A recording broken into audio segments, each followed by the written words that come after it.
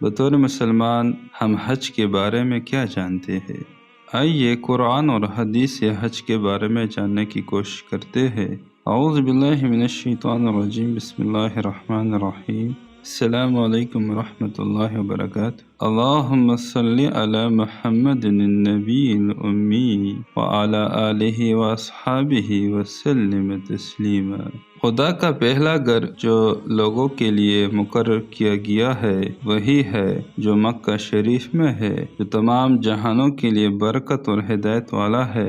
اس میں کلی نشانیاں یعنی حضرت اسماعیل اور حضرت ابراہیم علیہ السلام کا پتھر اور حجر اسود وغیرہ ہے، اور مقام ابراہیم بھی ہے۔ جو اس میں داخل ہو جائے وہ امن والا ہو جاتا ہے۔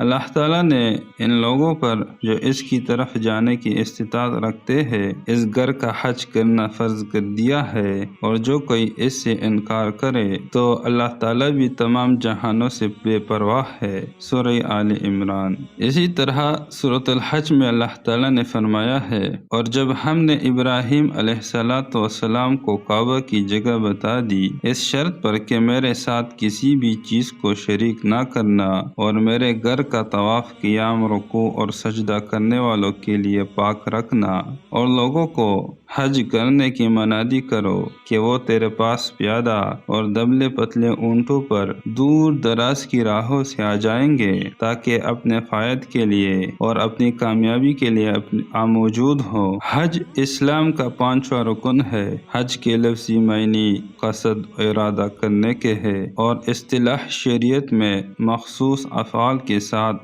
خاص زمانے میں خاص مقامات کی زیارت کرنا حج کہلاتا ہے۔ مخصوص افعال سے مراد طواف، سعی، وقوف عرفات ہے، اور مخصوص زمانے سے مراد شوال، ذی القعدہ اور ذی الحجہ کی 10ویں تاریخ تک ہے، اور مخصوص مقامات سے مراد بیت اللہ، عرفات، مزدلفہ اور منی ہے۔ حج اور بیت اللہ کی مختصر تاریخ یہ ہے کہ حضرت ابراہیم علیہ السلام حضرت ہاجرہ اور حضرت اسماعیل علیہ السلام کو لائے اور بیت اللہ شریف کے پاس ٹھہرا دیا۔ ان دونوں وہاں کوئی آبادی نہیں تھی اور نہ ہی پانی کا انتظام تھا۔ حضرت ابراہیم علیہ السلام نے ان کے پاس کھجور کا تیلا اور پانی کا مشکیزہ رکھ دیا، پھر وہاں سے واپس پلٹے تو حضرت ہاجرہ رضی اللہ عنہا نے کہا کہ اس بے آباد وادی میں ہمیں چھوڑ رہے ہو، کیا یہ اللہ تعالیٰ کا حکم ہے؟ تو حضرت ابراہیم علیہ السلام نے کہا کہ ہاں، یہ اللہ تعالیٰ کا حکم ہے۔ تو حضرت ہاجرہ رضی اللہ عنہا نے کہا تو پھر اللہ تعالیٰ ہماری حفاظت فرمائے گا۔ اور جب حضرت ابراہیم علیہ السلام گھاٹی کے پاس پہنچے تو اپنا چہرہ مبارک بیت اللہ کی طرف کیا اور ہاتھ اٹھا کر ان الفاظ کے ساتھ دعا کی: اے پروردگار، میں نے اپنی اولاد کو میدان مکہ میں جہاں کہتی نہیں ہے تیرے عزت و ادب والے گھر کے پاس لبسائی ہے، اے پروردگار، تاکہ یہ نماز پڑھیں۔ تو لوگوں کے دلوں کو ایسا کر دے کہ ان کی طرف جھکے رہے اور ان کو میووں سے روزی دے تاکہ تیرا شکر کرے۔ اسی طرح جب مشق کا پانی ختم ہوا اور ماں اور اس کا بچہ حضرت اسماعیل علیہ السلام پیاس سے بلک رہا تو حضرت ہاجرہ رضی اللہ عنہا قریب ترین پہاڑی صفا کی طرف گئی، پھر مروہ پر آ کر دیکھا کہ کوئی انسان یا پانی ہو، لیکن کچھ نہ تھا۔ واپس صفا پر گئی، اسی طرح 7 بار چکر لگا لی لیکن پانی نہ ملا۔ آخری بار جب وہ مروہ پر پہنچی تو ایک آواز سنائی دی: رک جا، رک جا۔ اچانک کیا دیکھتی ہے کہ مقام زمزم کے پاس ایک فرشتہ ہے، اور اس نے اپنی ایڑی یا پاؤں زمین پر مارا تو وہاں پانی نکل آیا۔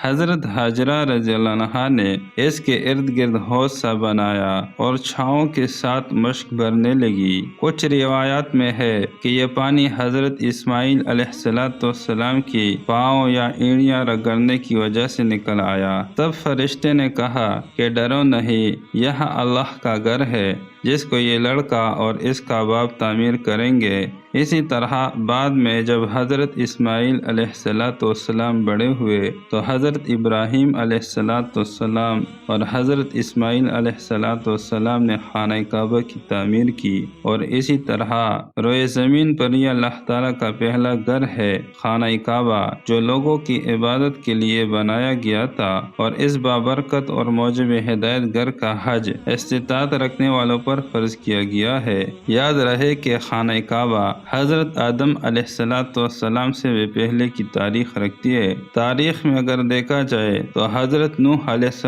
السلام کے دور میں جو سیلاب آیا تھا، خانہ کعبہ کی دیواریں اس میں منہدم ہو گئی تھی، جو بعد میں حضرت ابراہیم علیہ السلام اور حضرت اسماعیل علیہ السلام نے اللہ تعالیٰ کے حکم سے تعمیر کی۔ اسی طرح اللہ تعالیٰ نے خانہ کعبہ کو لوگوں کے لیے جمع ہونے اور امن پانے کی جگہ مقرر کیا، اور حکم دیا کہ جس مقام پر ابراہیم علیہ السلام کھڑے ہوئے تھے اس کو نماز کی جگہ بنا لو، یعنی مقام ابراہیم اور اسماعیل کو کہا کہ طواف کرنے والوں اور اعتکاف کرنے والوں اور رکوع کرنے والوں اور سجدہ کرنے والوں کے لیے میرے گھر کو پاک صاف رکھا کرو۔ اسی طرح حضرت ابراہیم علیہ السلام نے ایک لمبی دعا کی اور اللہ پاک نے قبول فرمائی، اور مکہ کے رہنے والوں کو دنیا جہاں میں عزت دی۔ نبی پاک صلی اللہ علیہ وآلہ وسلم نے فرمایا، یہ مکہ وہ شہر ہے جس کو اللہ تعالیٰ نے آسمانوں اور زمین کے پیدا کرنے کے دن سے ہی عزت و حرمت والا قرار دیا ہے، اور قیامت کے دن تک اللہ تعالیٰ کے حکم سے یہ حرمت والا رہے گا۔ تو جب حضرت ابراہیم علیہ السلام نے اسماعیل کو کہا، اے بیٹے میرے لیے ایک خوبصورت پتھر تلاش کرو تاکہ رکن کی جگہ پر نصب کیا جائے، تو اس وقت حضرت جبریل علیہ السلام ان کے پاس ایک سیاہ پتھر لائے جو سفید یاقوت کی طرح تھا، جو حضرت آدم علیہ السلام جنت سے لائے تھے۔ یہ پتھر لوگوں کے گناہوں کے باعث سیاہ ہو گیا تھا۔ اتنے میں اسماعیل علیہ السلام کی نظر اس پتھر پر پڑی جو رکن کے پاس پڑا ہوا تھا، تو اس پتھر کو حضرت ابراہیم علیہ السلام نے اس کی جگہ پر نصب کیا گیا، اور دونوں نے دعا کی کہ اے ہمارے رب، ہم سے قبول فرما، بے شک تو سننے والا علم والا ہے۔ اسی طرح آج جو حج ہم لوگ کرتے ہیں، یہ ہمارے پیارے نبی پاک صلی اللہ علیہ وآلہ وسلم نے اللہ تعالیٰ کے سکھائے ہوئے طریقے کے مطابق ہم کو سکھایا ہے۔ رمضان 8 ہجری جنوری 630 عیسوی میں مسلمانوں نے مکہ فتح کیا۔ نبی پاک صلی اللہ علیہ وآلہ وسلم فاتح بن کر مکہ میں داخل ہو گئے۔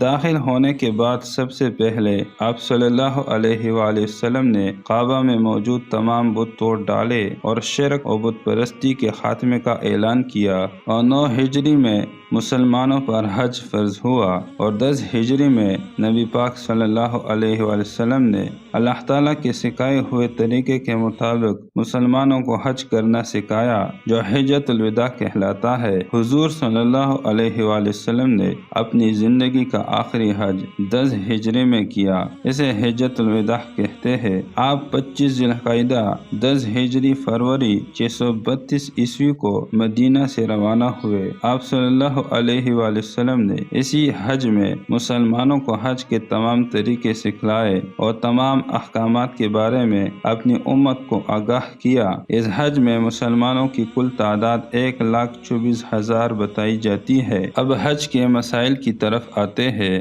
حج واجب ہونے کی کچھ شرطیں ہیں، جو یہ ہے: حج واجب ہونے کی پہلی شرط مسلمان ہونا ہے، دوسری شرط بالغ ہونا ہے، تیسری شرط عقل مند ہونا ہے، چوتھی شرط یہ کہ صاحب استطاعت ہونا ہے۔ استطاعت سے مراد یہ ہے کہ حاجی کے پاس سفر کے اخراجات کے لیے ضروری رقم موجود ہو، اس کے علاوہ اپنے گھر والوں کو بھی اتنی رقم دے جو اس کی واپسی تک ان کی ضروریات کے لیے کافی ہو۔ اسی طرح عورت پر حج واجب ہونے کی ایک خاص شرط یہ ہے کہ اس کے ساتھ اس کا شوہر یا کوئی محرم جس کے ساتھ نکاح نہ ہو سکتا ہو موجود ہو، البتہ اگر 48 میل سے کم فاصلے پر رہتی ہو تو تنہا جانا بھی درست ہے۔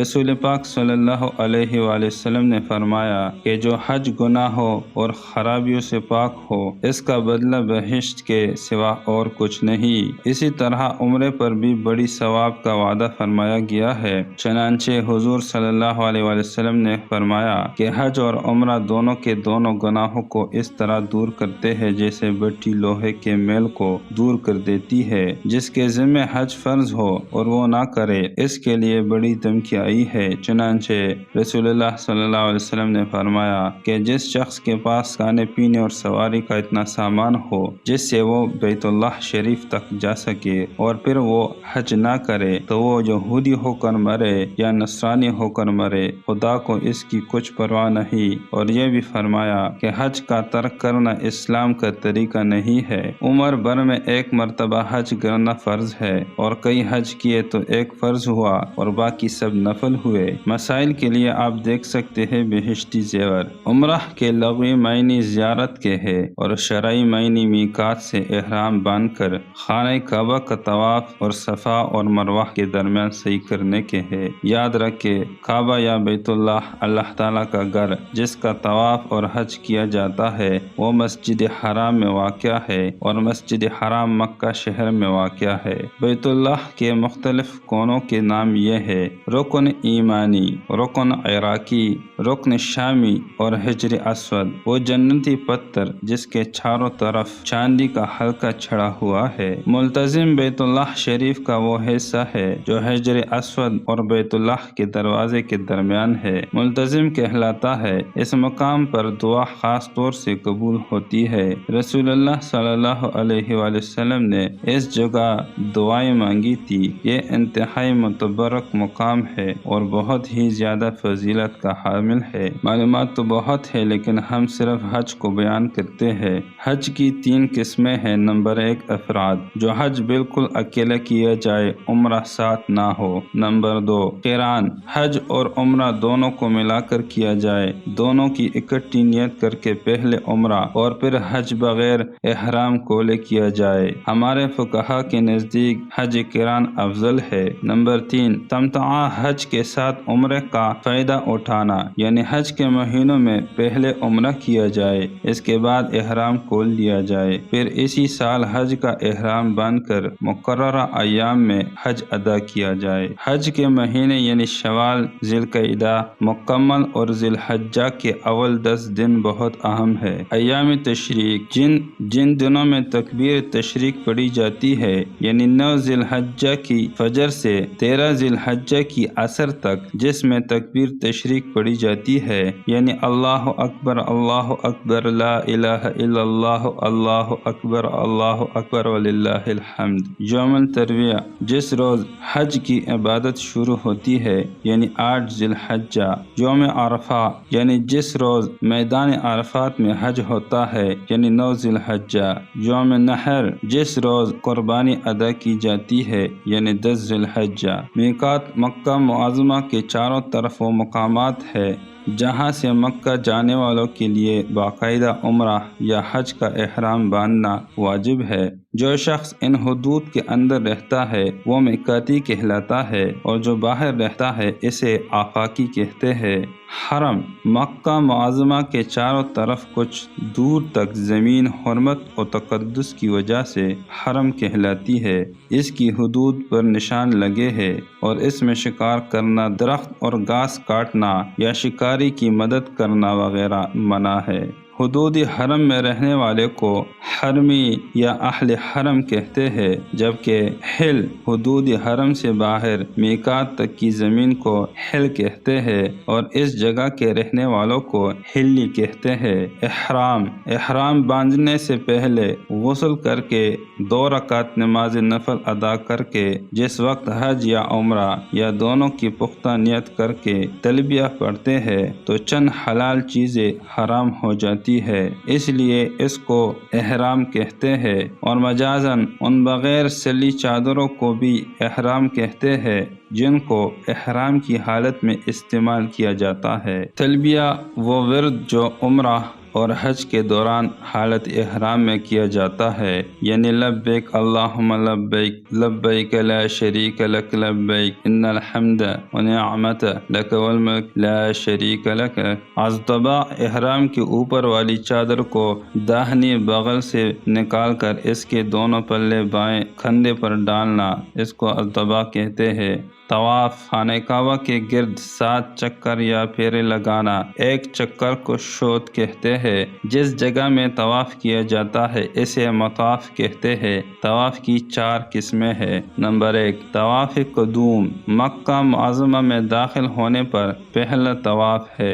افراد یا قران کی نیت سے حج کرنے والوں کے لیے مسنون ہے۔ نمبر 2، طواف زیارت 10 ذی الحجہ کی صبح صادق سے 12 ذی الحجہ کے غروب آفتاب تک ہو سکتا ہے، مگر 10 ذی الحجہ کو کرنا بہتر ہے۔ یہ حج کا رکن ہے جو وقوف عرفات کے بعد کیا جاتا ہے۔ نمبر 3، طواف وداع بیت اللہ سے رخصت ہوتے ہوئے کیا جاتا ہے، یہ ہر آفاقی پر واجب ہے۔ نمبر 4، طواف عمرہ، یہ عمرہ کرنے والوں پر فرض ہے۔ اسی طرح رمل، طواف کے پہلے 3 پیروں میں اکڑ کر شانہ ہلاتے ہوئے قریب قریب قدم رکھ کر قدرے تیزی سے چلنا، اس کو رمل کہتے ہیں۔ استلام اور اشارہ، حجر اسود کو بوسہ دینا اور ہاتھ سے چھونا، اور اگر ممکن نہ ہو تو ہاتھ یا چڑی سے اشارہ کرنا۔ سعی، صفا اور مروہ پہاڑیوں کے مابین 7 پھیرے لگانا۔ رمی، جمرات یعنی شیطانوں پر کنکریاں برسانا یا مارنا۔ ہدی، وہ جانور جو حاجی حرم میں قربانی کرنے کے لیے لے جاتا ہے۔ قصر یا حلق، احرام سے نکلنے کے لیے سن منڈانا یا بال کترانا۔ اسی طرح ملعین احدرین یعنی 2 سب ستون جن کے درمیان صفا اور مروہ کی سعی کرتے ہوئے مردوں کو تیز چل کر گزرنا سنت ہے۔ منی، مکہ سے 5 کلومیٹر پر وہ وادی جہاں حجاج قیام کرتے ہیں۔ جمرات، منی میں وہ 3 مقامات جہاں شیطانوں کو کنکریاں ماری جاتی ہے، پہلے کو جمرۃ العدنا، دوسرے کو جمرۃ الوسطی، تیسرے کو جمرۃ الاخری کہتے ہیں، یعنی آخری۔ عرفات، منی سے تقریباً 11 کلومیٹر دور میدان جہاں 9 ذی الحجہ کو وقوف کیا جاتا ہے۔ جبل رحمت، عرفات میں وہ پہاڑ جس کے دامن میں آپ صلی اللہ علیہ وآلہ وسلم نے حجۃ الوداع کا خطبہ دیا تھا۔ مزدلفہ، منی سے عرفات کی طرف تقریباً 5 کلومیٹر پر واقع ہے۔ میدان جہاں، تقریباً 5 کلومیٹر پر واقع میدان جہاں عرفات سے واپسی پر حاجی رات بسر کرتے ہیں۔ محصرہ، مزدلفہ سے ملا ہوا میدان جہاں سے گزرتے وقت دوڑ کر نکلتے ہیں۔ بطن عرنہ، عرفات کے قریب ایک جنگل جہاں وقوف درست نہیں۔ مدعا، مسجد حرام اور مکہ کے قبرستان کے مابین جگہ جہاں دعا مانگنا مستحب ہے۔ زمزم، مکہ معظمہ کا وہ مبارک کنواں جس کا پانی پینا ثواب اور بہت سی بیماریوں کے لیے باعث شفا ہے۔ عمرہ، مکہ معظمہ پہنچ کر سب سے پہلے آپ کو عمرہ ادا کرنا ہے، اس لیے اس کے بارے میں آپ کو اچھی طرح معلوم ہونا چاہیے۔ عمرہ کی نیت، عمرہ کا احرام باندھنے سے پہلے غسل کرنا افضل ہے، ورنہ وضو کر لے اور اس غسل میں نیت احرام کی کر لے۔ اس کے بعد ایک چادر لنگی کی طرح باندھ کر اور دوسری سر پر چادر کی طرح اوڑھ لے، پھر 2 رکعت نماز نفل برائے احرام عمرہ ادا کرے، بشرطے کہ مکروہ وقت نہ ہو، اور سلام پھرتے ہی سر کھول دے اور پھر عمرہ کی نیت کرے۔ احرام باندھنے کی کچھ پابندیاں ہیں جو حج کی کسی چھوٹی سی کتاب میں آپ دعائیں اور مسائل دیکھ سکتے ہیں۔ اچھا، تو احرام یہ عمرہ کی شرط ہے۔ طواف کعبہ یہ عمرہ کا خاص عمل ہے۔ خانہ کعبہ کے گرد 7 چکر لگانا۔ صفا مروہ کی سعی ضروری عمل ہے۔ یہ 7 پھیرے یا چکر دونوں پہاڑیوں کے درمیان لگانا ضروری ہے۔